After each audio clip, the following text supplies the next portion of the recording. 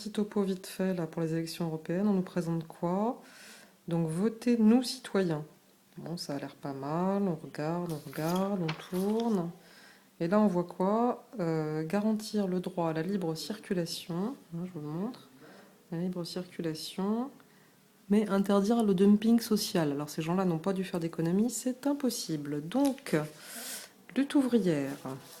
Alors lutte ouvrière, bon pareil, on lit, il y a plein de bonnes idées dans tout ça, bien entendu. Et puis, on se dit que quand même, c'est lutte ouvrière, quoi. Restons un petit peu cohérents. On parle d'une grande infrastructure, l'Europe. Lutte ouvrière est un petit parti. On aime bien miser sur des gens qui sont capables de nous représenter et pas des gens qui font 0,001%. Alors, François Alfonsi, région et peuple solidaire. Qui c'est celui-là? De quoi il nous parle? Alors on lit, c'est un peu confus. Puis à un moment donné, on tombe sur une pépite quand même. L'identité berbère est un pont entre les deux rives de la Méditerranée. Nous parlons bien de l'Europe et pas de l'Orient, donc ça va pas être possible. Alors, sortons de l'UE. C'est qui eux? L'UPR, je connais pas, jamais entendu parler. Bon, on lit, on tourne, on voit des gens qu'on ne connaît pas. Et là, on est mort de rire. Nombre d'adhérents à l'UPR, 4800. Ce sont donc des gens exclusivement du sud-est de Paris, probablement. Enfin, je sais pas, ils sont pas nombreux, ils se la montrent. Alors on tombe sur quoi maintenant? Ah, Pépère. Alors Pépère, on se dit, bah tiens, c'est intéressant tout ça. On commence comme ça quand même, c'est pas mal. Une petite photo de la dame qui est blonde, charmante. On lit. Tout ce qu'ils disent est très intéressant. Évidemment, on n'attrape pas les mouches avec du miel. Et il y a qui en bas? Pépère. Et quand on tourne, il y a Pépère. Et quand on voit ce qu'ils ont fait au niveau des villes, on se demande ce qu'ils vont bien pouvoir faire au niveau de l'Europe. Moi, l'absence de culture, très peu pour moi. Ensuite, qui c'est cela? Qui c'est cela? L'Europe, un espoir. Alors, ça m'a l'air d'être un parti... Ah, voilà.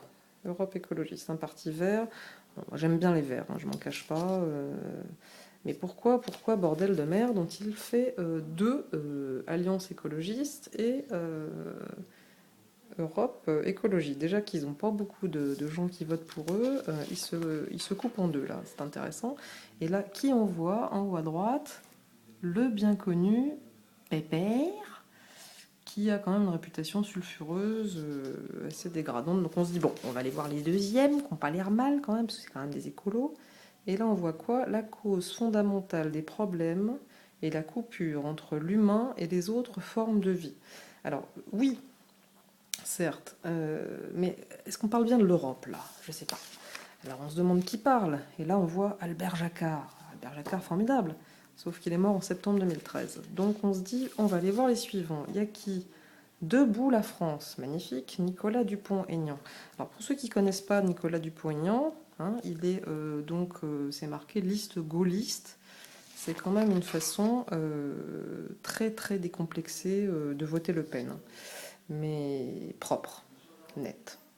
Et quand on voit un petit peu le programme, c'est bien, ça donne envie.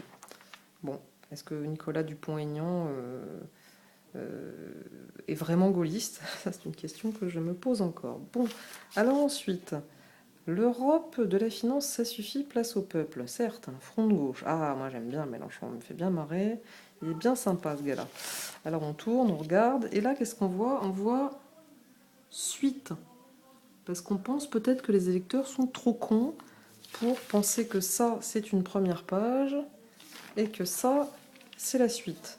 Sinon, il parle de trucs plutôt intéressants, comme justement ne pas favoriser ça, le marché transatlantique, qui est quand même une grande, grande menace. Mais bon, l'extrême gauche, enfin le communisme, tout ça, c'est bien, mais ce ne sont pas des gens qui font des gros scores non plus. Nous voyons quoi? Alors, UDI Modem, avec François Bayrou. Très intéressant, François Bayrou. Mais pourquoi s'est-il donc affublé de... Est-il sorti de l'hôpital, d'ailleurs, celui-ci? Je ne sais pas. Et alors là, on lit, et qu'est-ce qu'on voit? Un plan ambitieux d'infrastructure, notamment dans le ferroviaire. D'ailleurs, mon crayon a dépassé, hein, on voit bien. La SNCF fait pas mieux en ce moment, et c'est vrai qu'en dans le ferroviaire, en ce moment, on est bon, nous. On peut investir dans le ferroviaire en France, c'est vrai qu'on peut mettre de l'argent. Bon, alors allons-y. Nouvelle donne. Qui c'est cela? Jamais entendu parler. Ah, une tête connue. Bruno Gaccio, auteur des Guignols. Bien. Moi, j'aurais voté Coluche s'il avait encore été là. Et effectivement, ça commence à déconner, parce que là, il parle de créer un salaire anti-dumping. Eux non plus n'ont jamais fait d'économie, c'est impossible. Et là, ça devient vraiment drôle. Comme De Gaulle, comme Thatcher, mais avec les peuples.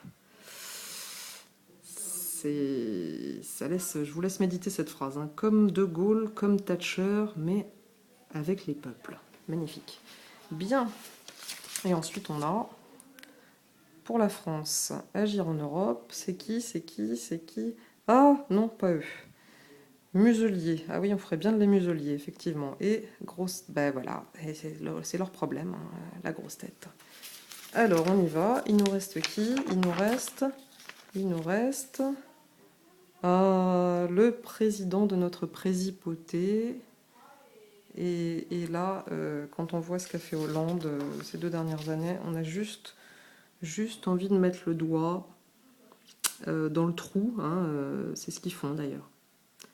Bon, ben voilà. Votez bien demain. Bon courage. Au revoir.